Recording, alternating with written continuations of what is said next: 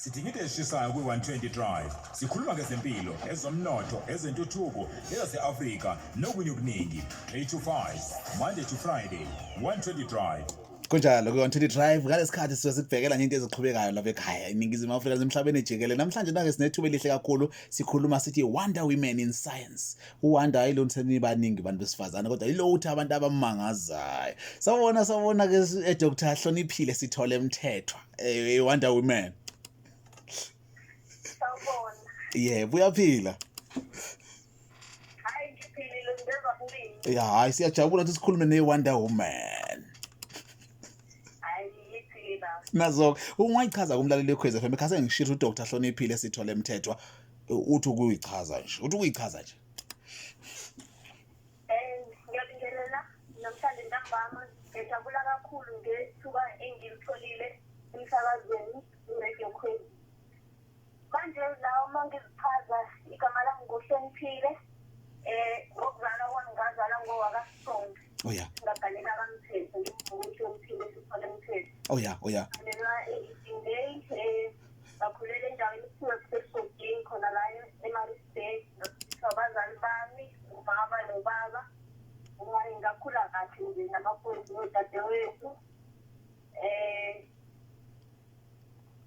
ngithe uma ngiqeda mhlambe isikole ngathi ngiyaqhubeka-ke futhi nezifundo zami. Oh yeah. Mhlawumbe ngihamba lapho kwamanje ngezwa ukuthi kusebenza ukwazi. Oh yeah. Njoba sikhuluma ukuthi sithi Wonder Women in Science kusho ukuthi ke vete into ze-science into zakho lezi. Mhlawumbe umuntu ekhaya ngafisa ukwazi ukuthi yini yakubanga ukuthi ube nothando le-science. Ngezinye ikhathi ngithi uma ngifuna ukuchaza lolu daba ukuthi ngafika kanjani la kwi-science ngithi engathi iyathanda mina kuqala. Oh yes. Wena usuyithanda nje kanti usuthandiwe vele. Ngoba isimo esikanjalo ngoba ekukhuleni kwami kusukela emabangeni aphansi ngabona ukuthi ngangenza kahle la kakhulukazi kwezezibalo. Oh yeah. Manje nginakho-ke lokho ukuthi ngifisa ukwazi ukuthi yini engingayenza ngalezi zibalo kodwa kunakho ukuthi kungangicaceli kahle hle yini engingayenza ngalezi zibalo engiyithanda kangaka. Oh yeah. Ngibona-ke ngilokhu ngithola ama-awards ngisho ukuthi mhlawumbe mina engenze kahle lelo banga engikulona. Kusukela nje ngise-primary, i-Khozi primary, iDingeli higher primary, ngaze ngaya ikhona isikole ngala eMaritzburg kuthiwa kusevo iDingeli Technical High School. Nakhona ngisenza kahle kanjalo. Kwaze kuthi mase ngilaka high school ngibe nothisha ababili nje ababenzisa izibalo ngenhlanhla futhi kwakwalo wesifazane. Okay. Ngibona impela abangigqugquzela ukuthi ngingaqhubeka nezifundo futhi ezibalweni uma kuwukuthi ngifike ukuqhubeka nazo. Okay, ngizwa kahle kakhulu. Manje nake sikhuluma nawe nje kuyavela ukuthi khona vele into ama-interest yakho noma ama-interest akho lapho kwi-research your specific research interest ongafisa ukwashera nathi nomlaleli ekhaya ukuthi kuphi lokho okhonzile ke ukucwaninga lapha kwi-science. Okay. La kwi-research futhi i-mathematics nayo iyahlukana phakathi kuthiwa i-mathematics ne-applied mathematics. Mina-ke umkhakha engikuwona ikakhulukazi ilo kuthiwa i-applied mathematics. Igama likhuluma ngo-applied. Engikukhonze kakhulu lapha kukhona iphathi yakhona ekuthiwa i-modeling. Okay. Manje la ku-modeling ngiyayithatha isimo esikhona emhlabeni ngasizingeni nasempilweni. Sibona ukuthi le simo singasebenzisa kanjani izinombolo kanye nama-equation ukuthi sizame ukukopela ukuthi lesi simo i-behavior kanjani. Mase-ke sesiyamodela-ke sikwazi ukuqagela ikusasa lalesi simo ukuthi singaba kanjani ukuze kwenzeke ama-behavior. Uma ngenza nje imvekelo njengoba sinesimo se-COVID-19. Yeah. Ukuze sazi ukuthi lesi sifo sibheke nganaphi ingabe siya ngokubhedeseka kakhulu ingabe siya ngokuba ngcono kulokho esikwenzayo okungama-intervention mhlawumbe sigqoke iy'foni mhlawumbe uma kunezi-vaccine siyayisebenzisa nayo. Manje lama-modeli-ke ayakwazi ukuthi-ke akageleke ukuthi mhlawumbe esikhathini esingangonyaka noma esikhathini esingangeminyaka emibili kungenzeka ukuthi isifo sibe sesime kanjani. Uma-ke nathi-ke nomnyango mhlawumbe wezempilo usuzokwenza ukuthi-ke ama-intervention azame ukuthi amelane naleso simo. Ngikhonze kakhulu-ke lapho kwi-modeling ngoba ku-honors yami i-degree ye-honors engayenza e-Stellenbosch University kanye ne-degree engayenza khona la e-University of KwaZulu-Natal e-masters. Ucwaningo oluningi impela langilapho kuthiwa i-mathematical biology. Oh yeah. Ngenza sokuthi ngangifisa ukuhlala lapha kwi-academy nawo lo applied mathematics ngothanda.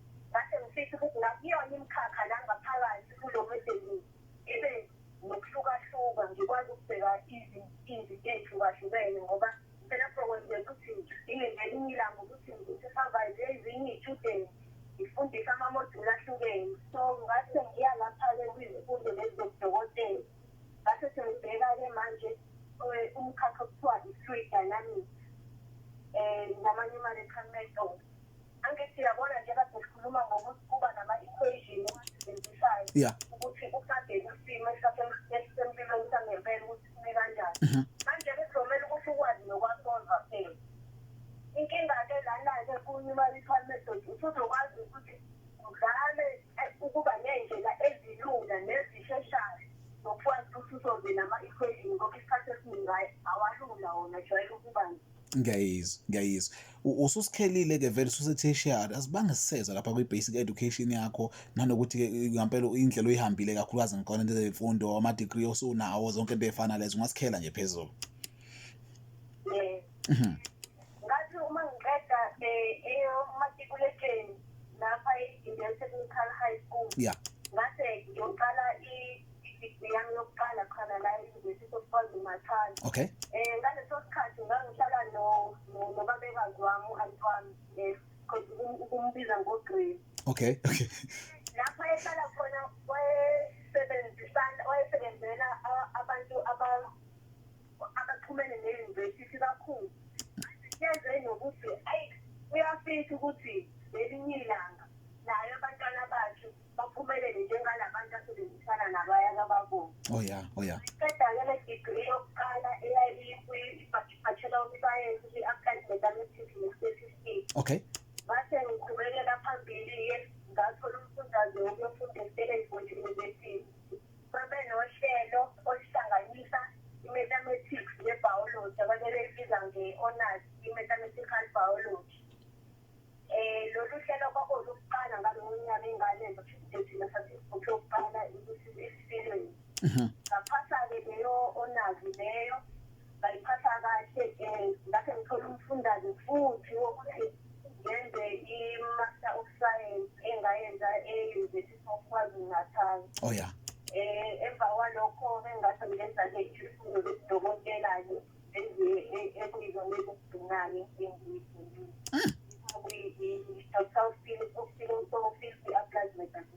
Shoda akulaleki nje kuwena ungalibhekanga into ey'ncwadi.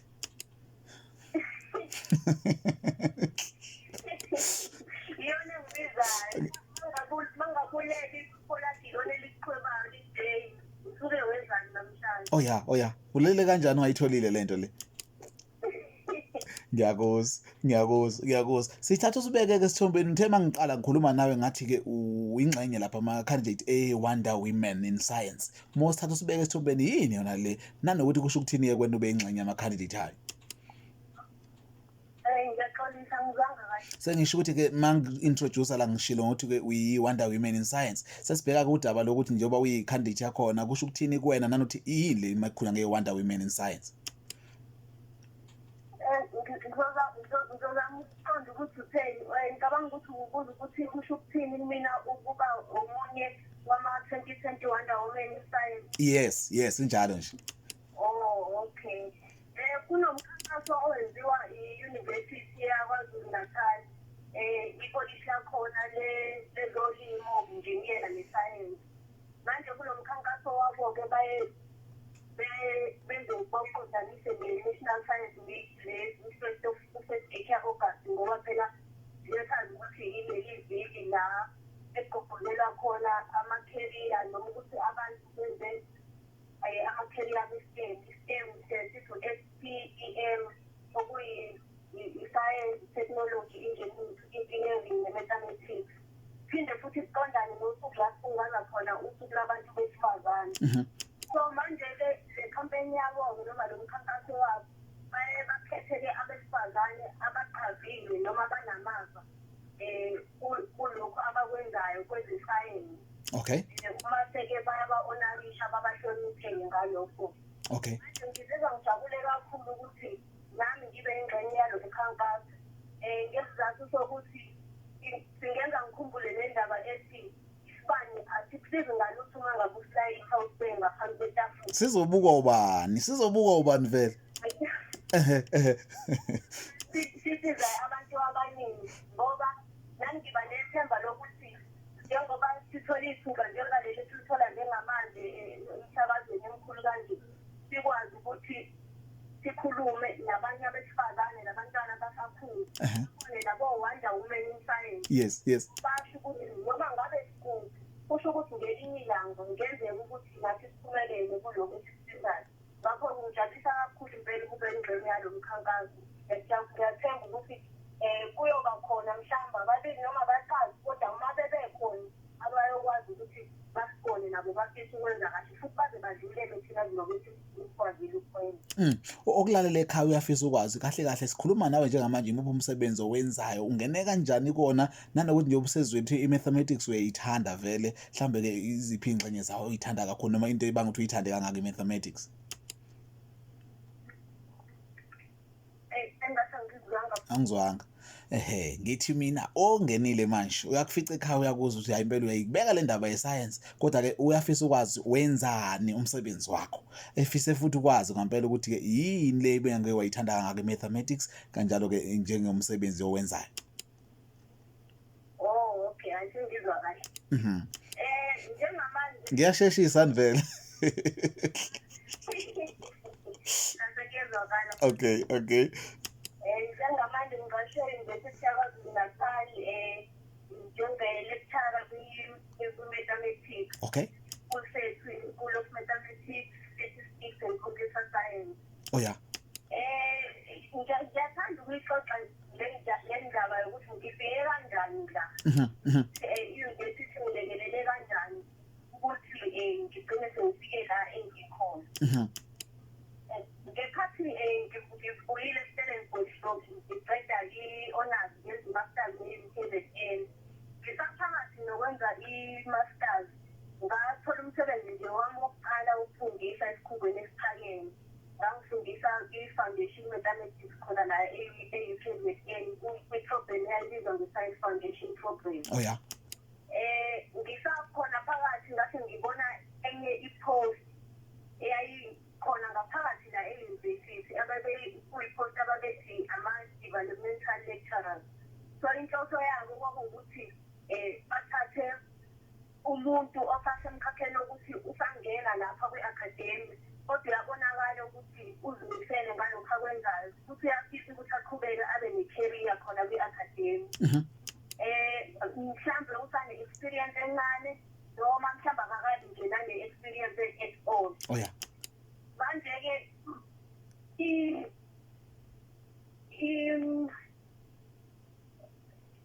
ngizama ukuthola igama lezulu lokusho lokho engifuna ukusho.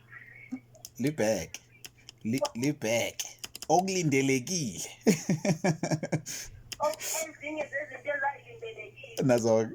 ukuthi-ke lo muntu arejistele i-degree yakhe yezifundo zobudokotela. Ngoba manje ungazoqhubeka la kwi-academy, imisebenzi yakho i-involve bona ukufundisa, iphinde futhi i-involve i-research, iphinde ucwaningo, iphinde i-involve ukuthi usupervise ama-students, ukuthi umentorishe ama-students. Manje le degree le ye-doctorate ifana nokuthi iyona basic degree okumele ukuthi ube nayo ukuze ukwazi ukwenza zonke lezi zinto. Oh yeah. Applyela-ke le course ngase ngayithola. Ngaqala-ke ngenza-ke izifundo zami nje zobudokotela. Isikhathi esifanayo futhi ngangithola ukulekeleleka okukhulu ngoba babe ney'nhlelo ey'hlukene mhlawumbe njengama-workshop kwi-supervision, ama-workshop ukuthi abhala kanjani amaphepha mhlawumbe ama-research ethics, amaphepha ocwaningo nezinto ezikanjalo. Oh yes. Oh yes. Ngaqhubeka-ke ngaze kwaba ngiya-appointwa-ke as a full lecturer kwi-College of Agriculture, Science and Engineering. Oh yes. Ukuthanda kakhulu-ke futhi ngalokho engikwenzayo. Mina ngisakhula angikaze ngibone ulecturer we-maths owayewumuntu wesifazane. Mhlawumbe futhi owayewumuntu webalalini. Manje-ke ngiyangikujabulele kakhulu uma ngibona abafundi kulula kubona ukuthi bakhulumisane nami noma baxhumane nami. Bebona ukuthi umuntu mhlambe onemuva nami i-background ixifane naye. Yeah. Ngikuthanda kakhulu-ke lokho ngoba-ke kunginika nethuba lokuthi-ke ngimentorisha amanye ama-students nokusupervise futhi engiqalile ukusupervise ama-students, so ngiyingekho ukudabisa Ngiyayizwa. Ikhona nengcina abafisa ukuzisho kakhulu njengomuntu wesifazane kakhulukazi kule field yakho nje. Nginkulu kakhulu ngithi mhlambe mangabe kune-race mangabe umuntu wesifazane from the starting point wena mhlawumbe ngiku-2 kilometers ngemuva ukuthi uzoqala kuwona wena before ufike kwi-starting point. Okay. Uthanda ukuhlehlela wena. So Bayakuhlehlisa. kakhulukazi njengomuntu wesifazane ukuthi wena uyafisa mhlawumbe uqhubeka ney'fundo zakho noma uyafisa ukufika kude nempilo, akusho ukuthi impilo yakho ejwayelekile imile. Mhlawumbe ngizokwenza umzekelo njengami. Ungumama mengabe ngisekhaya nginey'ngane ey'mbili ngishadile. Kodwa umsebenzi wesikole ngikhalindele ukuthi ngikwenze njengoba ulindeleke kwabesilisa. Umsebenzi wasekhaya kufanele ngiwenze njengoba ulindeleke ekhaya. Yeah. Uma ngabe ngihlangene mhlawumbe nabasesontweni futhi njengomama esontweni enhlanganweni yasesontweni kumele futhi umsebenzi wami ngiwenze njengobunjalo. So thina siningi kakhulu ezinhle ekumele sizenze, kodwa akumelanga kube izinto ezivimbayo. Ngoba njengabantu besifazane ngikholela kakhulu ukuthi siphiwe kakhulu ukuthi sikwazi ukuzihlela nezinto ngesikhathi siphumelele kusenzayo. Futhi uNkulunkulu wandala ukuthi nikwazi ukumultitaska nifana nathi. Sengibhekile ngangakuthi Ngisho ukuthi ningadaleka ngendlela ukuthi niyakwazi ukumultitaska nifana nathi njengamadoda. Thina siyaconcentrate entweni eyi-1 size siyiqede. Ngike ngakuzwa ngaphambili ukhuluma ngezinto ezithinta-ke kakhulukazi lapha ama-achievement yakho noma ama-prestigious ongafisa ukuwashare ngama-awards. Oh yes. Mhlawumbe nje la engikathi ngiqala khona ngaqala ngakho ukuthi kumina kube into enkulu kakhulu ukuthi ngikwazi ukuqeda izifundo zami zobudokotela ngesikhathi esifanayo nginomsebenzi wo-full time, ngesikhathi esifanayo futhi ngifundisa, ngi-researcher, ngiyi-supervisor futhi. Okwenzekile ukuthi kunama-students akade ngiwa-supervisor, omunye kade enza i-masters yakhe, omunye kade enza i-honors yakhe. Manje nje ngo-4 sinama-awards khona e-UKZN, and i-student sami kodwa sithole i-award yokuba the best student Oh yes. Hey. kwi-project yakhe. Wow. Hayi salalisela wena-ke thina. Salalisela wena ngqo njengomuntu omsizile. Masesinye futhi saphatha ngaloku yayiphumulayo. Naso futhi esinye umuntu wesifazane osinye umuntu wesilisa bonke benze kahle kakhulu. Oh yeah. Okunye futhi engikujabulela kuma-achievement wami ukuthi ngikhethe njenge-Wonder Woman in Science njenganje ngichazile kubaluleke kangakanani. Yes. Lapha futhi kwi-research indlela esibalwe ngayo ukuthi umsebenzi wakho muhle kangakanani. Siyayibale ngakho ukuthi kwazi kangakanani ukuthi upublishe ube nama-publications ama-articles akho e-research. Okay. Asuke e-peer reviewed, shuthi abalingani bakho abakuleyo level nangaphezulu basuke beshilo ukuthi cha lo msebenzi muhle noma lo msebenzi awukho muhle. Oh yeah. Seke mase uyaku-publishwe. Okay. Ngazile ukuthi-ke ngalesikhathi ngenza izifundo zami zodokotela ngibe nama-publication awu-4. Wow. International. Mangayo nje lapha ubheka igama lami noma Google Usukhona, ususele lapha Google. Ngizwa kahle. Manje nakume sithile indaba la ukuthi nangumuntu osifazana okulalele uyafisa nayo ukuthi egcine efinyelela kulesimo sokusona. Ungathina amazwi akho ngadlulisa kule mbokotela le. Yes. Njengathi siqaleni ukuthi thina nje sinalesi siphiwo sokuthi njengabantu besifazane siyakwazi ukuthi senze izinto zenzeke. Manje kakhulukazi nje uma ngakhuluma nowesifazane kakhulukazi osakhula. Yeah. La ekhona. Ngicela ukuthi angabheki izimo eziseduze kwakhe. Ubizwa la kuphela ezimenza ukuthi anqume ukuthi kusasa lakho ufuna liye kuphi. Oh yeah. Ukuthi sibheke kude kakhulu kunala sikhona. Siwavule kakhulu amehlo ethu. Ngesikhathi ngikhula mina angikaze ngibone umuntu wesifazane angikaze ngibone umuntu ometamisile ngangabona ukuthi iya explicitly manje sekunama-platforms amaningi la abantu bengabona khona information hayi ngokuba i-motivation nje kuphela noma yini ofisa ukuyenza empilweni yakho kumele ukuthi ufunde kakhulu ngayo uyazi mase ufuna umuntu ozoba imento. Okay. Kulisa. Okay. Uthi mangabe unemibuzo noma unezingqinamba ukwazi ubuze akulekelele kuloko. Dr. Hloniphile Sithole Mthethwa sijabule kakhulu ukukhuluma nawe emsakazweni ikhwezi sithemba sigcina nganangela ngasophinda sixoxa uqhubeke nje ube Wonder Women. Ngixolisa ngizwanga. Sibonge kakhulu ukukhuluma nawe dokotela namhlanje uqhubeke nomsebenzi wakho omuhle njenge Wonder Woman. Angisakutholi konke. Awuzangitholi futhi? Hayi ngithi sibonge kakhulu ukukhuluma nawe namhlanje emsakazweni ikhwezi. Hayi ngiyabonga kakhulu nami ngongipha ithuba. Nazonke. Shaka njalo kudokotela